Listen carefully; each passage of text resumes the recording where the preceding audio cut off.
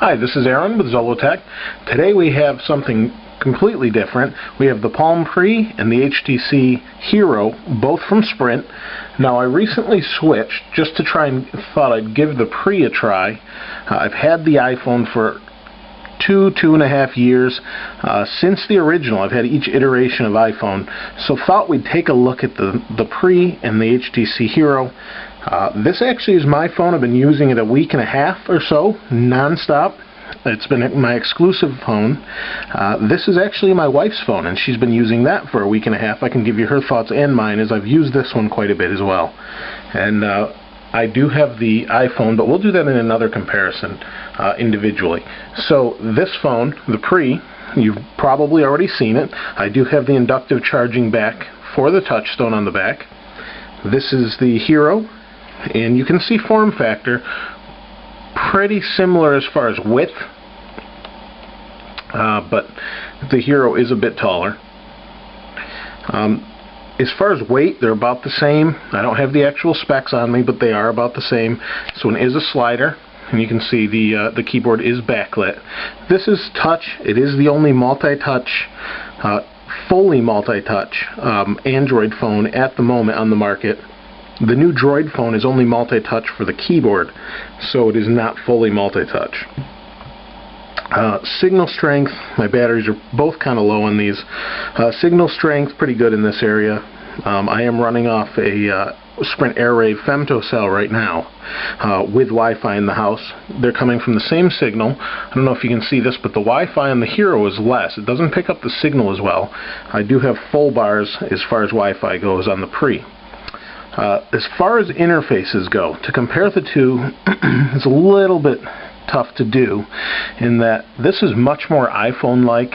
It was made from some of the iPhone developers that left Apple and made the Palm Pre. That said, it is a little bit more like the iPhone. This one, definitely different, but very cool in its own way.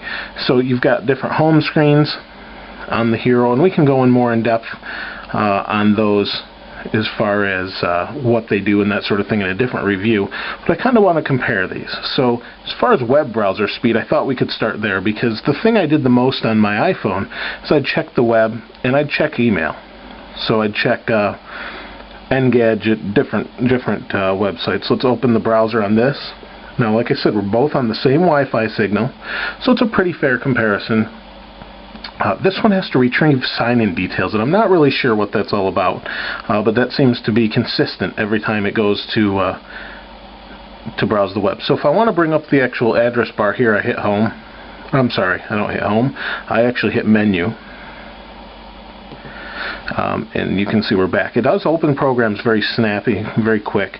We'll go to Engadget. See, it'll bring up the, just to give you an idea, Engadget, we'll bring that up. I've got it here as a bookmark in here, and they're both loading now. The Pre is about the same speed as the iPhone 3GS. Now I don't know if you can see there's actually a bar down here for status. This one actually has a wheel that spins, or actually fills in this part right here, and it does have notifications down here that's telling me I have an alarm set, which I do for the morning. So you can see this is already rendered. You can't really scroll a whole lot. It's a little bit choppy, and it does that from time to time. But you can definitely scroll, look through, and this one, there we go. It just went into sleep already. So it loads the website in large or zoomed in. You can zoom out by pinching. The pinch, and there we have the website rendered. Now this does have flash. It is not full flash, but it's got enough. You can't just go to like Hulu, for example, and play a movie from it. Here we have scrolling much more fluid on the Pre, especially when the site's fully loaded. Down here you can see that's actually my alert, and there we go. So this is still not fully done loading. The web browser is probably my most disappointing thing on the HTC Hero. That's probably my least favorite thing. And I'm downloading something, and I don't know what I'm doing on the Pre. I downloaded something by accident. So that's probably the biggest disappointment as far as speed. However, it's not unusable, and if you're coming from something like a Windows mobile phone, you'll probably be happy with it. I probably could live with it, but it is a little bit slow for my taste. Everything else on the phone I really like. The one thing I like about the Pre is the speed in which you can navigate the interface and that sort of thing. So if you want to go back to the home screen, there's a home button here on the Android phone. On here, if I want to get rid of this, I just flick up with my thumb or finger and swipe it away. It's closed. If I want to go to the phone, there's the phone, and it's pretty snappy, and there we go. If I want to go to the phone on this one, it takes a second, but it's pretty snappy as well. So very similar that way. They both have notifications. The Pre does that down here. You can see there's an alarm notification. You can swipe it off the screen, and it's still active, it's just there. If I want to bring up the home screen with the apps, I touch that, and I can scroll through the different apps left to right, and you've probably seen this if you've seen the Pre. As far as navigating through the HTC Touch, same idea, but you hit this button here, and you can navigate through the different apps. And a little bit choppy, but for the most part, okay. This has a 5-megapixel camera. This has a 3-megapixel with flash and autofocus. This also has autofocus and video. I would imagine that at some point you will get video on the Pre, but at this time it's undetermined when, if it will be with a new update or not. There's about 8,000 to 10,000 apps for the HTC Hero or any Android phone at this point. As far as the Pre goes, there is under 300 apps, or it's approaching 300 or somewhere right in there, not even close. The most disappointing thing I find with the Pre is probably the email. When I go into the email app, it will open here in my inbox for Gmail. Oops, that's the wrong one. In my inbox for Gmail, let's go into that. You can see there's different people subscribing to YouTube. If I want to get rid of this, I slide it off the screen. I have to do that individually, and there's no quick way to delete emails without a special patch to do so, which you could see that on something like Pre-Central, that sort of thing. Now, there is some handy things with the Hero. You've got the scroll ball. You can go back and forth. You can flick. So you've got multiple ways of doing things.